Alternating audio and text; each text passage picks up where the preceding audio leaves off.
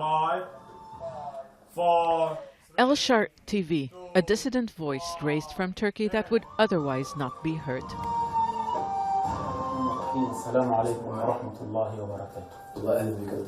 This is an Egyptian opposition channel, which can't broadcast at home, where the media is tightly controlled by the government.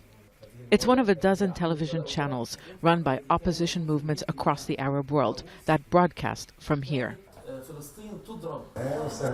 Its chairman, Ayman Noor, who once stood as a presidential candidate in Egypt and who spent time in prison for opposing longtime President Hosni Mubarak, left his country in 2013 after challenging the current president, Abdel Fattah el-Sisi, and what he called his tyrannical rule.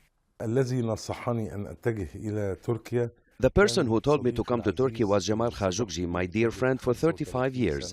He said it's the safest country for me to live in. He believed, and so do I, that President Erdogan would never hand over opposition members in return for a deal. So I took Jamal's advice. It seems Turkey is safe for me, but it wasn't for him.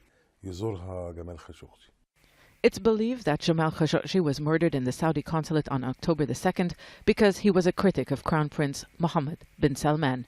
Many Arabs who spoke out against those in power and called for democracy ended up living in exile in Istanbul. This is one of a few districts where Egyptians, Syrians, Yemenis, Saudis and Libyans settled after escaping harsh crackdowns and repression at home.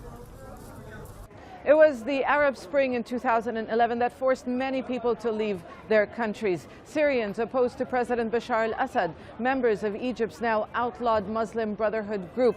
They were forced to leave after the military coup in 2013. They found safety in Turkey until now.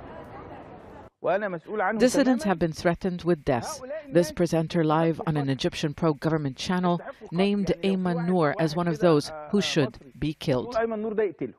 His friend Khashoggi was killed, and along with him, the sense of security in what was seen as a safe haven.